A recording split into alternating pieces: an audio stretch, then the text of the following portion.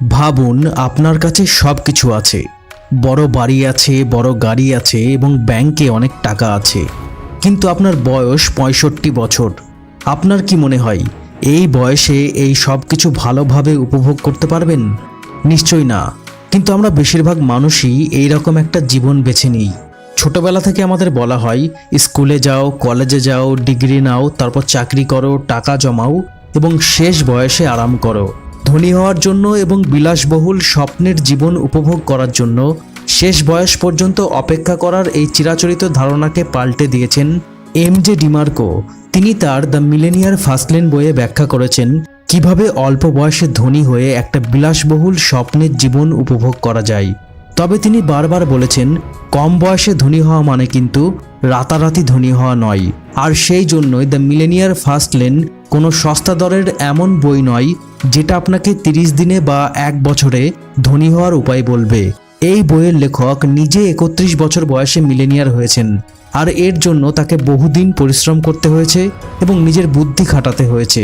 তবে তিনি বুড়ো হওয়ার আগে মিলেনিয়ার হতে পেরেছেন, আর তার অভিজ্ঞতা ও মাইন্ডসেট কাজে লাগিয়ে যেন অন্যরা 60 বছর বয়স পর্যন্ত ব্যাংকে মোটা অঙ্কের টাকা জমানোর বদলে 40-এর আগেই ধনী হতে পারে, তাই তিনি দ্য মিলেনিয়ার ফাস্টলেন বইটি লিখেছেন। আজকের এই বুক সামারি ভিডিওতে এই বইয়ের মূল বিষয়গুলো বিস্তারিতভাবে আলোচনা করব, তাই আর সময় নষ্ট না করে চলুন শুরু করা যাক। দ্য মিলেনিয়ার ফাস্টলেন বইটি মোট 8টি মূল ভাগে বিভক্ত। আমরা প্রত্যেকটা ভাগ বিস্তারিতভাবে জেনে নেব। Part 1, wealth in a wheelchair, get rich slow is get rich old. লেখক ডিমার্কোর জীবনে অল্প বয়সে ঘটা একটি ঘটনা তার জীবনের মোড় ঘুরিয়ে দিয়েছিল। আইসক্রিমের দোকানে যাওয়ার সময় তার চোখে পড়ে ঝকঝকে একটা ল্যাম্বরগিনি কাউন্ট্যাক। গাড়িটি দেখা মাত্রই তিনি গাড়ির প্রেমে পড়ে যান। একটু পর তিনি গাড়ির মালিককে দেখতে পান। লোকটির বয়স আনুমানিক 25 থেকে 26, পরনে ঢোলা ফ্লানেল শার্ট আর জিন্স প্যান্ট। লোকটিকে দেখে তার কোনোভাবেই মালিক বলে বিশ্বাস হচ্ছিল না। তিনি ধারণা করেছিলেন এমন একটি গাড়ির মালিক হবে বেশ বয়স্ক একজন লোক, কারণ তিনি শুনে এসেছেন কম বয়সে ধনী হওয়া অসম্ভব ব্যাপার। সত্যিকার ধনী হতে একজন মানুষের এত বয়স হয়ে যায় যে তার সেই সৌভাগ্য উপভোগ করার বয়স থাকে না। এগুলো আসলে তার উত্তরাধিকারীরা উপভোগ করে। ডিমার্কোর সন্দেহ হলো লোকটি আসলেই গাড়ির মালিক কিনা, তবে সরাসরি জিজ্ঞেস করাটা অভদ্রতা হবে, তাই তিনি লোকটিকে প্রশ্ন করলেন, আপনি কি কাজ করেন যে এত চমৎকার একটি গাড়ি কিনতে পেরেছেন? গাড়ি চালিয়ে চলে যাওয়ার আগে লোকটির এক কথায় জবাব ছিল, আমি একজন আবিষ্কারক। গাড়িটি লোকটি নিজের টাকায় কিনেছে এই ব্যাপারে নিশ্চিত হওয়ার পর থেকেই লেখক তার জীবনের লক্ষ্য ঠিক করে ফেলেন। প্রচলিত ধারণা অনুযায়ী ভালো চাকরি করে টাকা জমিয়ে শেষ বয়সে অনেক টাকার মালিক হয়ে রিটায়ার করার বদলে তিনি ঠিক করলেন তিনি তখন থেকেই কাজ শুরু করবেন, যাতে তিনি অল্প বয়সে ধনী হতে পারেন। কিন্তু ফাইন্যান্সিয়াল সাকসেস পেতে যদি 60-70 বছর বয়স হয়ে যায় তখন রিচ লাইফ এনজয় করা যাবে না, কারণ এই বয়সে সে হয়তো হুইল চেয়ারে থাকতে হবে। তাই লেখক এটাকে বলেছেন wealth in a wheel chair বা গেট রিচ স্লো। লেখক বলেন এই ঘটনার সময় তার ধারণা হয়েছিল যে ধনী হতে হলে হয় বড় খেলোয়াড়, অভিনেতা, সেলিব্রিটি অথবা দারুণ প্রতিভাবান আবিষ্কারক টাইপের কিছু একটা হতে হবে।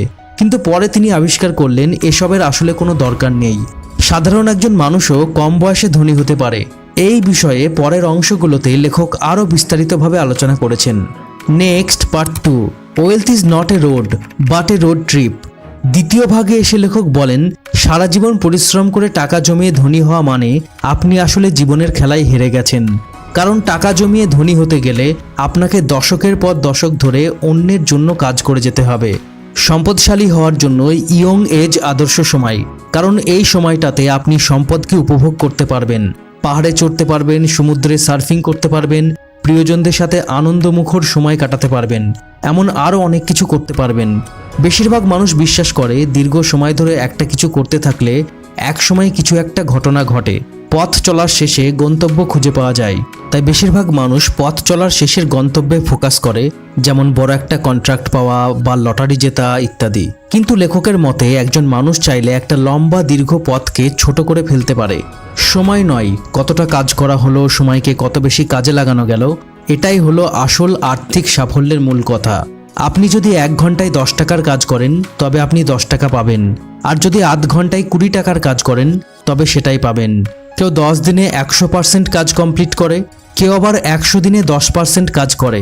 কাজ করা মানে কিন্তু লেখক এখানে শুধু পরিমাণে বেশি কাজ করার কথা বলছেন না। সঠিক পথে ও পদ্ধতিতে কাজ করলে 100 দিনের সমান কাজ 10 দিনে করা সম্ভব। যেসব কাজ করলে আর্থিক সফলতা পাওয়া সম্ভব সেগুলো খুঁজে বের করে সেই কাজগুলো দ্রুত করতে পারলে আর্থিক সাফল্যও দ্রুত ঘটবে। লেখকের মতে মানুষের জীবনের ফাইন্যান্সিয়াল জার্নি 3 ধরনের রোডম্যাপ ধরে চলে: সাইড ওয়াক, স্লো লেন এবং ফাস্ট লেন।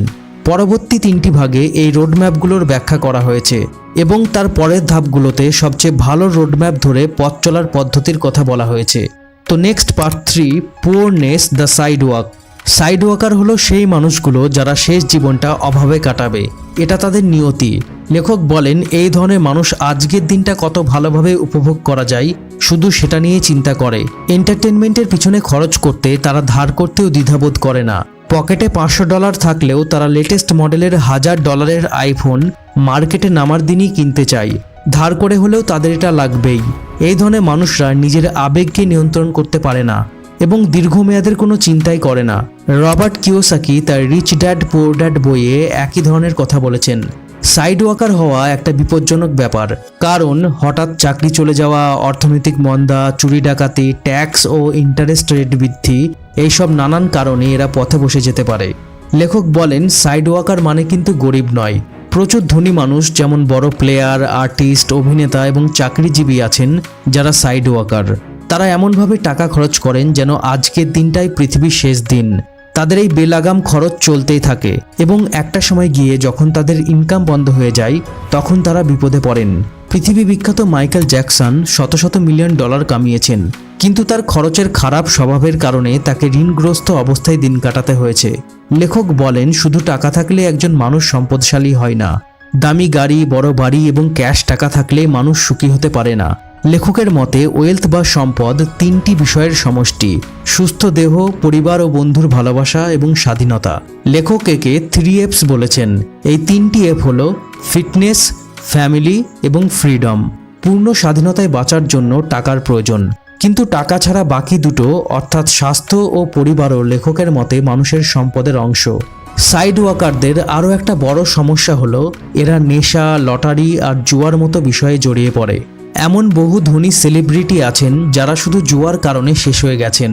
একজন সাইড ওয়াকারের আজ যতই টাকা থাক, সে যদি স্বভাব না বদলায় তবে এক সময়ে না এক সময়ে সে আর্থিকভাবে অসহায় হবেই এবং তাকে আর্থিক অভাবে দিন কাটাতে হবে। Next part 4, mediocrity the slow lane roadmap. এরা সাইড ওয়াকারদের পুরো উল্টো স্বভাবের মানুষ। এরা সবকিছুই ভবিষ্যতের নিরাপত্তার জন্য জমিয়ে রাখতে চায়। পিঁপড়ে যেমন শীত ও বর্ষার জন্য সারা বছর না খেয়ে খাবার গর্তে জমিয়ে রাখে, এরাও তাই করে। শেষ জীবনের আর্থিক নিরাপত্তা নিশ্চিত করতে এরা সারা জীবন যা পায় সব জমিয়ে রাখতে চায়। লেখক বলেন এটাও খুব একটা ভালো পরিকল্পনা নয়, কারণ সম্পদ উপভোগ করার সেরা সময়ই হলো ইয়ং এজ। আপনিই ভাবুন সারা জীবন ধরে সরকার বা কোনো কোম্পানির জন্য গাধার মতো খেটে হার্টের রোগ, কোমরের ব্যথা নিয়ে সম্পদ কিভাবে উপভোগ করবেন। তাছাড়া আরও একটা ব্যাপার, টাকার মূল্য সবসময় একরকম থাকে না। সময়ের সাথে সাথে টাকার মূল্য কমে। আজ যে জিনিস 100 টাকায় পাওয়া যায়, 5 বছর পর সেটা কিনতে কম করে হলেও 300 টাকা লাগবে। পরিসংখ্যান অনুযায়ী যারা এভাবে টাকা জমায় তারা শেষে গিয়ে তাদের সম্পদের মূল্য 50% পর্যন্ত হারিয়ে ফেলে। অনেকে এরকম বিপদে পড়ে। একটা কথা সাধারণ মানুষ বুঝতে চায় না যে ব্যাংক যে ইন্টারেস্ট দেয় সেটা আসলে একটা ধোঁকা। কত টাকা কত বছর পর কত মূল্যবান হবে সেটা ব্যাংক ভালো করেই জানে। এছাড়া সারা জীবন চাকরি করে টাকা জমানোর মানসিকতা আপনাকে সারা জীবনই অন্যের দাস করে রাখবে। আপনি কখনোই সত্যিকার স্বাধীনতা উপভোগ করতে পারবেন না। একটা বয়সের পর নিজের জন্য কিছু করার মানসিকতাই নষ্ট হয়ে যাবে। অনেকগুলো টাকা ব্যাংকে রেখে যখন আপনি অবসর নেবেন তখন দেখবেন সেই টাকা খরচ করে যেসব শখ মেটাবেন ভেবেছিলেন সেগুলোর রুচিই আপনার নষ্ট হয়ে গেছে। লেখক আমাদের ভেবে দেখতে বলেন যে বেশিরভাগ চাকরির পেমেন্ট ডিউটি টাইমের ওপর নির্ভর করে। তবে আপনি চাইলেই দিনে 24 ঘন্টার বেশি কাজ করতে পারবেন না, আর 24 ঘন্টা কাজ করা কোনো মানুষের পক্ষেই সম্ভব নয়। ভাবছেন ওভারটাইম করে টাকা জমাবেন? কত ঘন্টা ওভারটাইম করবেন? আর সব চাকরিতে ওভারটাইম করার সুযোগও নেই। ছুটির দিনে এবং ওয়ার্কিং ডেতে ওভারটাইম করতে গিয়ে আপনাকে আপনার প্রিয়জনদের সঙ্গ থেকে বঞ্চিত হতে হবে। এই সময়টা আপনি নিজে কিছু শেখার পিছনেও ব্যয় করতে পারেন, অথবা নিজের বিজনেস সেটআপ করার কাজে লাগাতে পারেন। ওভারটাইম করে হয়তো কিছু বাড়তি টাকা রোজগার হবে, কিন্তু আপনি শারীরিক ও মানসিকভাবে ক্ষতিগ্রস্ত হবেন। স্লো ওয়াক মানসিকতার সবচেয়ে বড় সমস্যা হলো কোনো কারণে যদি আপনার কাজ করার দক্ষতা বা যোগ্যতা নষ্ট হয়ে যায় তাহলে আর আপনাকে কারোর দরকার হবে না। আপনার অফিসের বসের সাথে যত ভালোই সম্পর্ক থাকুক না কেন, কাজ করতে না পারলে তিনি আপনাকে শুধু শুধু রাখবেন না। ভালো কাজ করে আপনি শুধু আশা করতে পারেন যে আপনার পজিশন ও স্যালারি বাড়বে, কিন্তু সেটা অন্যের সিদ্ধান্তের উপরই নির্ভর করবে। আর বিশেষ করে সরকারি চাকরির ক্ষেত্রে শুধু পারফরমেন্স ভালো করলেই হয় না, সাথে আরও অনেক কিছু মেনটেন করতে হয়। এই সব কারণে স্লো ওয়াকার হলেই যে শেষ জীবনে আপনি ধনী হতে পারবেন সেটার কোনো নিশ্চয়তা নেই। Next part 5, wealth the fast lane road map. Slow lane পদ্ধতির সমালোচনা করলেও লেখক স্বীকার করেন ফাস্ট লেন পদ্ধতির অনেক আইডিয়ায় স্লো লেন থেকে নেওয়া। তবে ফাস্ট লেন পদ্ধতিতে সময় অনেক কম লাগে, এটা অনেক বেশি স্মার্ট পদ্ধতি। লেখক বলেন সহজে ধনী হওয়ার কোনো মেথড নেই, তাই এটাও সহজে ধনী হওয়ার মেথড নয়, তবে এটা আপনার ধনী হওয়াকে দ্রুত করবে। লেখক স্লো লেন ও ফাস্ট লেনের মূল পার্থক্যগুলো বোঝানোর জন্য কয়েকটি পয়েন্ট বলেছেন। প্রথমত, স্লো ওয়াকাররা বড় অঙ্কের টাকা জমাতে 30 বছরের মতো সময় নেয়। অন্যদিকে ফাস্ট লেন পদ্ধতিতে 10 বছরের মধ্যেই যথেষ্ট ধনী হওয়া সম্ভব। স্লো ওয়াকার বা স্লো লেনারদের আয়ের অঙ্ক সম্পূর্ণ অন্যের উপর নির্ভরশীল। অন্যদিকে ফাস্ট লেনাররা তাদের আয়ের অঙ্ককে প্রভাবিত করতে পারে প্রোডাক্টের দাম বাড়িয়ে, প্রোডাকশন বাড়িয়ে বা অন্যান্য আরও উপায়ে। স্লো লেনাররা কর্মচারী আর ফাস্ট লেনাররা মালিক হয়ে থাকে। স্লো লেনাররা মিউচুয়াল ফান্ড, স্টক এইসব ব্যবহার করে ধনী হওয়ার চেষ্টা করে, আর ফাস্ট লেনাররা ধনী হওয়ার পর এগুলো থেকে বাড়তি ইনকাম করার চেষ্টা করে। ফাস্ট লেনাররা শুরুর দিকে অনেক বেশি পরিশ্রম করে। আপনার ব্যবসার জন্য প্রথম 5 থেকে 10 বছর অনেক বেশি পরিশ্রম করতে হবে, কিন্তু এই পরিশ্রমের সবচেয়ে ভালো দিক হলো এই সময়টা পার হলে আপনাকে সারা জীবন আর তেমন পরিশ্রম করতে হবে না। তখন আপনার অধীনে থাকা স্লো লেনাররা আপনার হয়ে পরিশ্রম করবে, অটোমেটিকভাবে আপনার অ্যাকাউন্টে টাকা ঢুকবে এবং আপনি যা খুশি তাই করতে পারবেন। তবে প্রথম 5-10 বছর সব রকম আরাম এবং এনজয়মেন্টের কথা একদম ভুলে যেতে হবে। দিনে 12 থেকে 18 ঘন্টা পরিশ্রম করতে হবে, তবে কঠোর পরিশ্রমই এক্ষেত্রে শেষ কথা নয়। যত কম সময়ের মধ্যে যত বেশি কাজ শেষ করা যায় সেই দিকে খেয়াল রেখে কাজ করতে হবে। কম সময়ে বেশি কাজ হলো এই পদ্ধতির মূল উদ্দেশ্য। স্লো লেনাররা বেশি টাকার আশায় সময়কে প্রাধান্য দিয়ে কাজ করে, আর ফাস্ট লেনাররা বেশি আউটপুটের জন্য কাজ করে। স্লো লেনাররা যখন একদিনের কাজকে 3 দিনের কাজ বানিয়ে সেখান থেকে বেশি পেমেন্টের আশা করে, ফাস্ট লেনাররা 3 দিনের কাজকে একদিনে শেষ করে পরের কাজটি দ্রুত শুরু করার চেষ্টা করে। এতে করে তাদের ফাইন্যান্সিয়াল ফ্রিডম অর্জন দ্রুত হয়। এর পাশাপাশি ফাস্ট লেনাররা অন্যদের দিয়েও যত বেশি সম্ভব কাজ করিয়ে নেওয়ার একটা পদ্ধতি ঠিক করে নেয়, যাতে যে কাজ করতে তার নিজের 3 দিন সময় লাগতো অন্য কয়েকজন মিলে সেটা একদিনেরও কম সময়ে শেষ করতে পারে। ফাস্ট লেনারদের প্রথম দিকের পরিশ্রম থেকে সাধারণত খুব বেশি আর্থিক লাভ হয় না। এটা দেখে স্লো লেনার মানসিকতার লোকেরা অনেক সময় তাদের নিয়ে হাসাহাসি করে, কারণ তারা মনে করে কাজের পরিমাণ ও সময়ের হিসাবে একজন মানুষের টাকা পাওয়া উচিত। কিন্তু ফাস্ট লেনাররা যখন তাদের একটা নিজস্ব সিস্টেম দাঁড় করিয়ে ফেলে তখন অনেক পরিমাণে টাকা আসতে শুরু করে। হাজারো পরিশ্রম করেও স্লো লেনাররা এত টাকা আয় করতে পারে না। থিঙ্ক অ্যান্ড গ্রো রিচের লেখক নেপোলিয়ান হিল বলেন, একটা নির্দিষ্ট সময় পর সত্যিকার ধনীদের কাছে এমনভাবে টাকা আসতে শুরু করে দেখে মনে হয় যেন জাদু করছে। এটা আসলে জাদু নয়, সঠিক পথ অবলম্বন করে একটা সিস্টেম দাঁড় করাতে পারলে এমনিতেই এমন জাদু হয়। আর ফাস্ট লেন এমন সঠিক পথগুলোর একটি। ফাস্ট লেনার হওয়া দুটো মূল শর্ত হলো 1. ক্রিয়েট সামথিং, আর 2. Don't depend on time and interest. Create something অর্থাৎ কিছু একটা সৃষ্টি করুন। মানুষের জন্ম হয় কনজিউমার বা ভোগকারী হিসাবে। মানুষ হিসাবে বেঁচে থাকতে গেলে আপনার প্রোডাক্ট ও সার্ভিসের প্রয়োজন হবে। আপনি সেগুলো চাইবেন এবং সেগুলো কিনবেন। সবচেয়ে কম দামে সবচেয়ে ভালো প্রোডাক্টটি পাওয়ার জন্য সবকিছু করতে পারবেন। টিভিতে বা ইন্টারনেটে অ্যাড দেখে প্রোডাক্ট কেনার জন্য পাগল হয়ে যাবেন। লিমিটেড এডিশন বা এক্সক্লুসিভ এই ধরনের অফারে প্রলুব্ধ হবেন। কিন্তু লেখক বলেন ফাস্ট লেনে যাওয়ার প্রথম শর্তই হলো কনজিউমারের বদলে নিজেকে বিক্রেতা বা প্রডিউসার বা প্রোডাক্টের স্রষ্টা ভাবা শুরু করা। চাকরি খোঁজার বদলে কিভাবে অন্যদের চাকরি দেবেন সেই উপায় ভাবতে শুরু করতে হবে। আপনি যখন কনজিউমারের বদলে নিজেকে প্রডিউসার এবং কর্মচারীর বদলে নিজেকে ভবিষ্যৎ কর্মচারীদের বস হিসাবে দেখতে শুরু করবেন, তখন থেকেই আপনি ফাস্ট লেনের যাত্রী হবেন। দ্বিতীয় শর্ত, don't depend on time and interest, অর্থাৎ সময় ও ইন্টারেস্টের উপর নির্ভর না করা। লেখক বলেন নিজের সময় ও শ্রমের বিনিময়ে টাকা পাওয়ার চিন্তার বদলে টাকার গাছ লাগানোর চেষ্টা করা ফাস্ট লেনার হওয়ার দ্বিতীয় শর্ত। টাকার গাছ লাগানো মানে টাকা উপার্জনের এমন একটা সিস্টেম তৈরি করা যেন আপনি ঘুমিয়ে থাকলেও আপনার ইনকাম হতে থাকে। সাধারণ ভাষায় একে প্যাসিভ ইনকাম বলা হয়। যেমন ধরুন, আপনার যদি একটা ফ্যাক্টরি থাকে যেখান থেকে খাদ্যদ্রব্য উৎপাদন হয় এবং সেটা পরিচালনা করার জন্য আপনার কিছু বিশ্বস্ত কর্মী আছে, তাহলে আপনি না থাকলেও সেখান থেকে প্রোডাক্ট প্রস্তুত হবে এবং আপনার অ্যাকাউন্টে টাকা ঢুকবে। তবে মনে রাখতে হবে, টাকা উপার্জন করার এইরকম গাছ লাগানো থেকে ফল দেওয়া শুরু করা পর্যন্ত আপনাকে তার পেছনে অনেক সময় ও শ্রম দিতে হবে। কিন্তু একবার গাছ পরিণত হয়ে গেলে আপনাকে শুধু মাঝে মাঝে গাছে জল ও সার দিতে হবে, বাকি কাজ গাছ নিজেই করবে।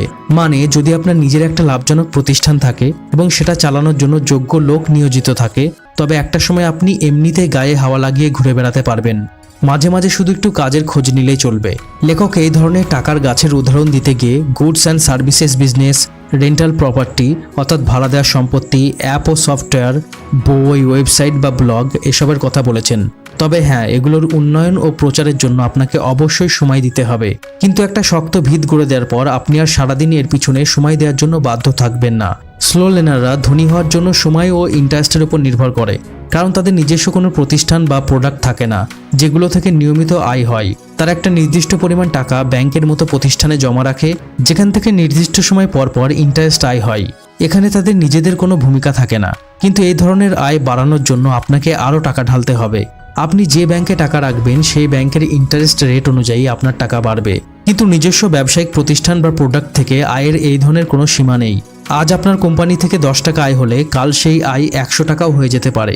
তবে এর উল্টোটাও হয়। কিন্তু ফাস্ট লেনার হতে চাইলে এই ঝুঁকিটুকু আপনাকে নিতেই হবে।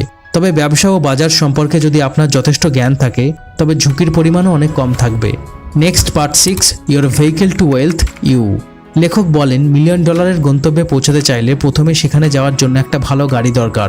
আপনি কি ভাবছেন লেখক গাড়ি কেনার কথা বলছেন? মোটেই না। সেই গাড়িটি আসলে আপনি নিজে। আর একটা ভালো গাড়ি হওয়ার উপায় হলো আপনি যা করতে চান, যে বিষয় নিয়ে কাজ করতে চান, সেই বিষয়ে নিজেকে একজন সেরা বিশেষজ্ঞ হতে হবে। আর সেক্ষেত্রে শেখা ও চর্চার কোনো বিকল্প নেই।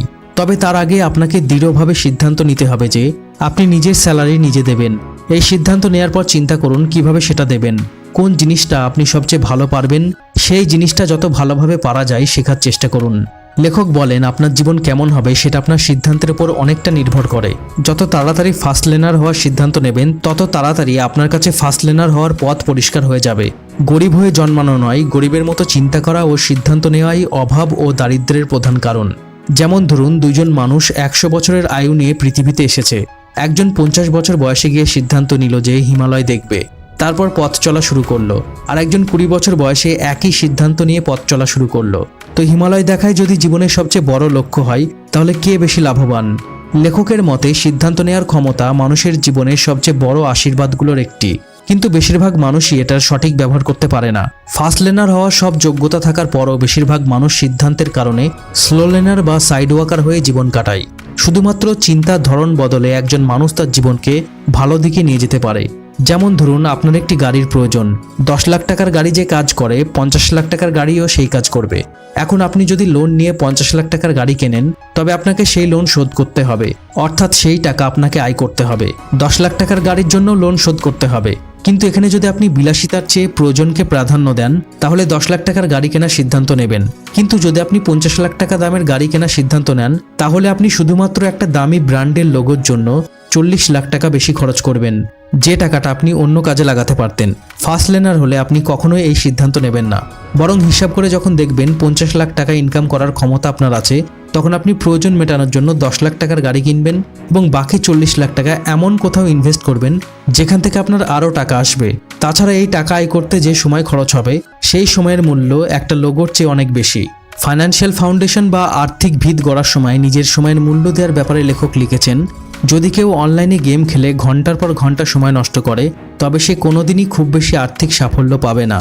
আমার টিভি দেখার দরকার নেই, কারণ আমি এমন একটা জীবন গড়তে সময় দিচ্ছি যা এর চেয়েও অনেক আনন্দময়। সেই ভবিষ্যৎ দেখতে পাওয়া মঙ্গলবার রাত 8টায় প্রচারিত কল্পকাহিনীর চেয়ে অনেক বেশি উপভোগ্য।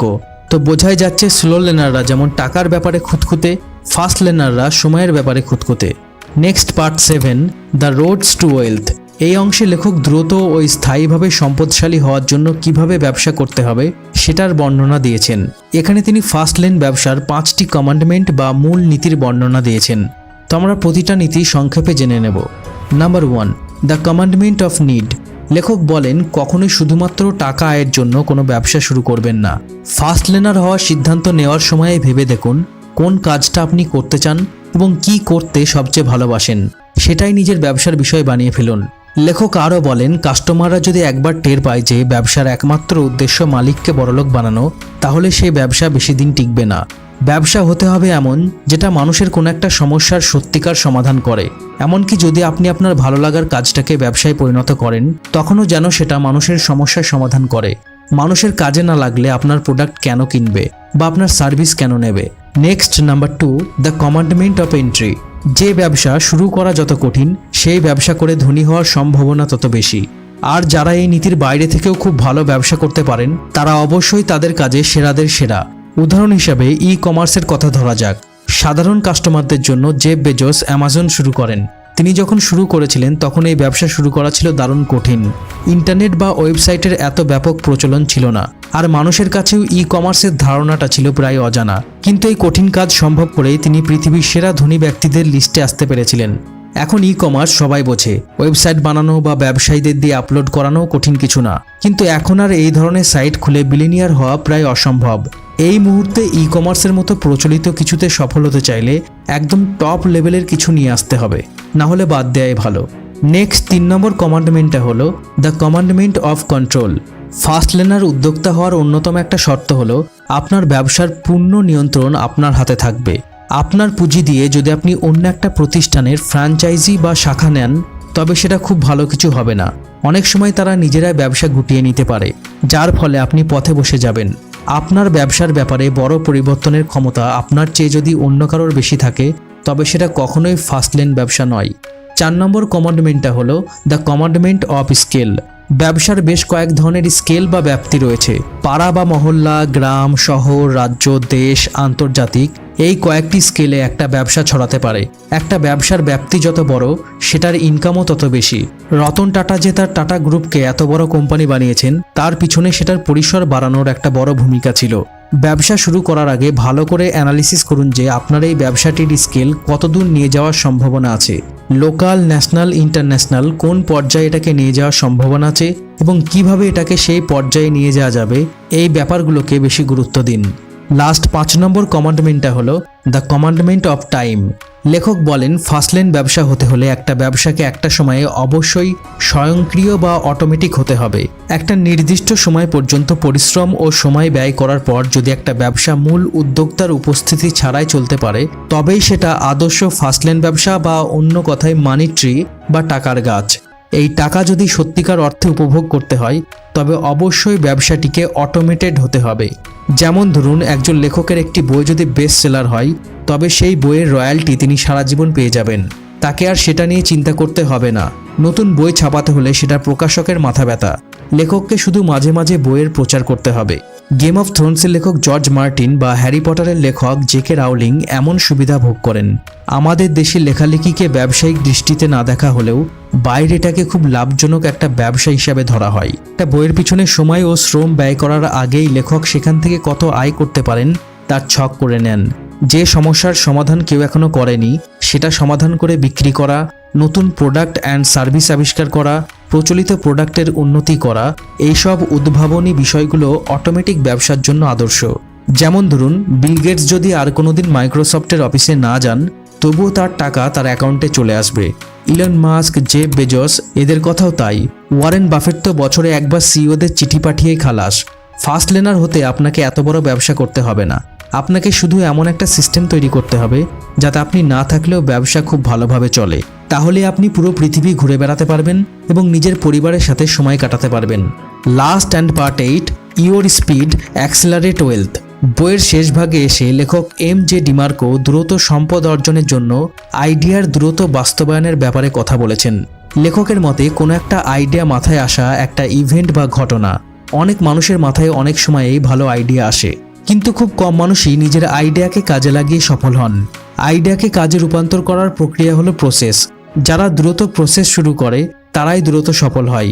আইডিয়া নিয়ে কাজ শুরু করলে সেই পথে কিছু ভুল হয়, সেই ভুলগুলো ঠিক করতে করতে আইডিয়াটা পারফেক্ট রূপ নেয়। আর তখন থেকেই ইনকাম আসতে শুরু করে এবং ধীরে ধীরে ব্যবসা দাঁড়িয়ে গেলে ফাউন্ডারকে তখন আর ততটা পরিশ্রম করতে হয় না। তবে বেশিরভাগ বিজনেসের একটা বড় ভুল হলো কাস্টমারের দিকে নজর না দিয়ে প্রতিযোগী প্রতিষ্ঠান আর লাভের অঙ্কের দিকে বেশি মনোযোগ দেয়া। কিন্তু ফার্স্ট লার্নাররা নিজের সাথে প্রতিযোগিতা করে। কাস্টমাররা হয় তাদের সবচেয়ে বড় বস। কাস্টমারকে খুশি করতে পারলে তারাই একটা ব্যবসাকে অনেক দূর নিয়ে যায়। তাই ফার্স্ট লাইন ব্যবসার প্রধান গুরুত্ব হওয়া উচিত প্রোডাক্ট ও সার্ভিসের মান উন্নয়ন, যাতে কাস্টমাররা সন্তুষ্ট থাকে। আর এটাই একসময় একটা কোম্পানিকে বড় ব্র্যান্ডে পরিণত করে। বেশিরভাগ ব্যবসায় প্রথম অবস্থায় অ্যাডভার্টিজমেন্ট বা প্রচারের জন্য তেমন অর্থ থাকে না, কিন্তু সেই সময় সন্তুষ্ট কাস্টমাররাই এইসব ব্যবসার সবচেয়ে ভালো ব্র্যান্ড অ্যাম্বাসেডর। তাই ব্যবসার প্রথম দিকে কাস্টমার স্যাটিসফ্যাকশন যত ভালো নিশ্চিত করা যাবে, ব্যবসা ততই দ্রুত বেড়ে উঠবে। তো এই ছিল দ্য মিলেনিয়াল ফার্স্টলাইন বইয়ের সামারি। চেষ্টা করেছি যতটা সম্ভব বিস্তারিতভাবে বইটির মূল বিষয়বস্তু আপনার সামনে তুলে ধরার। তাই আপনি একজন ফার্স্ট লার্নার হয়ে উঠুন এবং নিজের ফাইন্যান্সিয়াল গোলস খুব তাড়াতাড়ি অ্যাচিভ করুন। আর ভিডিওটা ভালো লাগলে ভিডিওটা অবশ্যই লাইক অ্যান্ড শেয়ার করুন এবং এরকম হেল্পফুল ভিডিও নিয়মিত দেখার জন্য only few minute YouTube channel এখনই সাবস্ক্রাইব করুন। আর যদি অলরেডি সাবস্ক্রাইব করেছেন তাহলে আপনাকে অনেক অনেক ধন্যবাদ। ভালো থাকুন, সুস্থ থাকুন, অনলি ফিউ মিনিট দেখতে থাকুন। আমি আপনার বন্ধু Shakil. Thanks for watching. Have a good day.